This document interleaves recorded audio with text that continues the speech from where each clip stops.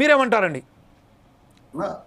రెండు విషయాలు గుర్తుపెట్టుకోవాలన్నా, ఒకటి సివిల్ కోర్టులో కేసు పెండింగ్ ఉన్నప్పుడు ప్రభుత్వాలు చొరవ తీసుకుని out of the court settlement చేసి వాళ్ళకు ఏదో రిలీఫ్ అయితే ఉందో ఆ రిలీఫ్ చేయాల్సిన బాధ్యత గవర్నమెంట్ మీద, ఏ గవర్నమెంట్ అయినా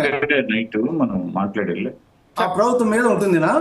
ఇప్పుడు ఏమైందంటే సెంట్రల్ మెయిన్ అంతా పవర్ అంతా సెంట్రల్ గవర్నమెంట్ చేతిలో ఉంది. భాస్కర్ గారు, విజయభాస్కర్ గారు, మీ ఫోన్ మ్యూట్ చేయండి sir please. Yeah okay, go head sir. Obul గారు చెప్పండి సార్. ఇప్పుడు సెంట్రల్ గవర్నమెంట్ లో ఎక్కువ పవర్ ఉంటుంది. ఇక్కడ వాళ్ళకి ఏముంది, డబుల్ ఇంజన్ అనేది వాళ్ళ వర్షన్ ప్రకారమే ప్రజలు తీర్పిచ్చారు, మేము కూడా శిరసా వహించాం. ఇప్పుడు మేము చెప్పేది కూడా ఏంటంటే పైన మీరే కింద మీరే కాబట్టి ఆ ఉన్నటువంటి ప్రాబ్లమ్స్ సాల్వ్ చేస్తే కోర్టులో కేసులు అనేవి ఇద్దరు పార్టీలు, గవర్నమెంట్ ప్రైవేట్ పార్టీలు ఇద్దరు రాజీ అయితే కేసులు విత్డ్రా చేసుకోవచ్చు కదా, లోక్ అదాలత్లు పెట్టి ఒకసారి వన్ టైం సెటిల్మెంట్ చేసేయచ్చు కదా, ప్రజలకు న్యాయం చేసినట్టు అవుతుంది కదా. వాళ్ళు ఆ రోజుల్లో వాళ్ళు భూములను తక్కువ రేటుకి ఇచ్చారో ఏమి ఇచ్చారో పాపం, వాళ్ళు డబ్బులు ఇచ్చారా లేదా అన్నది దానికంటే కూడా వాళ్ళ త్యాగాన్ని మనం చూడాలి కదా. ఆ విధంగా ఇప్పుడు ప్రజెంట్ ఏంటంటే గతాన్ని వదిలిపెట్టి మీరు సెంట్రల్లోనూ ఇక్కడ ఒకటే గవర్నమెంట్ కూటమి వాళ్ళే ఉన్నారు కాబట్టి ఇప్పటికైనా కానీ మీరు ప్రజలకు మంచి చేయాలనే ఆలోచన ఉంటే ఖచ్చితంగా మీరు చొరవ తీసుకుంటే మంచిది.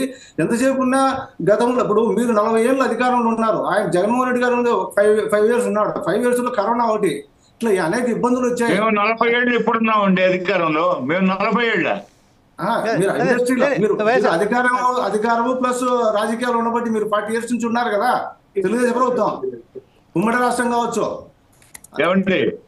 జగన్మోహన్ రెడ్డి 5 ఏళ్ళు కాకుండా వాళ్ళ నాన్న 2 ఎన్నికల్లో విజయం సాధించాడు.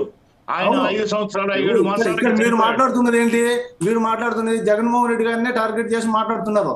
రాజశేఖర రెడ్డి గారు 5 సంవత్సరాల 7 నెలలు పరిపాలించాడు. ఆ తర్వాత కిరణ్ కుమార్ రెడ్డి గారు, నేదురుమల్లి జనార్దన్ రెడ్డి గారు, విజయభాస్కర్ రెడ్డి గారు, వాళ్ళ పరిపాలనా కాలం అది తెలుగుదేశానికి వర్తించదు. వాళ్ళు చేసిన తప్పుడు నేను అంటున్న పాయింట్, 40 years ఎక్స్పీరియన్స్ ఉన్నటువంటి నాయకుడు మీకు ప్రజెంట్ లీడర్ గా ఉన్నాడు, సీఎం గా ఉన్నారు కదా.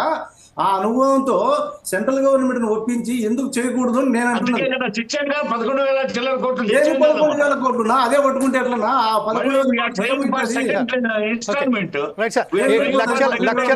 లక్షల కోట్ల భూమి ఇదే ఉన్నదండి. 33,000 ఎకరాల భూమి, అది 33,000 ఎకరాల భూమి, లక్షల కోట్ల విలువగలకు సంబంధించి కేవలం ఒక 11,000 కోట్ల మీద కాకుండా ఇప్పుడు మరోసారి మనం తేజ గారి దగ్గరికి వచ్చే రాగానే మేము చేసాము. ఖచ్చితంగా విజయభాస్కర్ గారు దీనికి దిస్ ఇస్ ద పాయింట్. అంటే ఈ వచ్చే 4 సంవత్సరాల్లో ఖచ్చితంగా వ్యాపారం చేసి రాలేదే, రాజకీయాలు వ్యాపార కేంద్రం కాదు. 2 ఎకరాలు వ్యాపార కేంద్రం ఎక్కడి నుంచి వచ్చింది మీకు?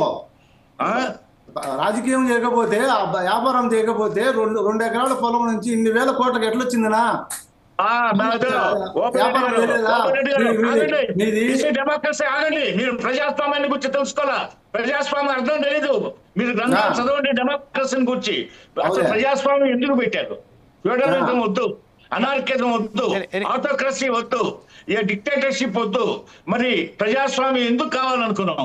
సామాన్యుడు అసామాన్యుడు అయ్యే వ్యవస్థ ప్రజాస్వామ్యం.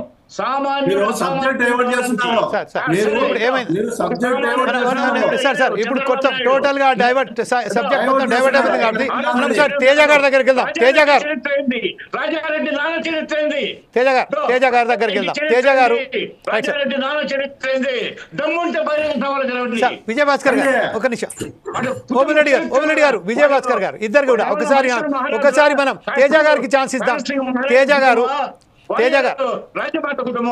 భాస్కర్ గారు, విజయభాస్కర్ గారు,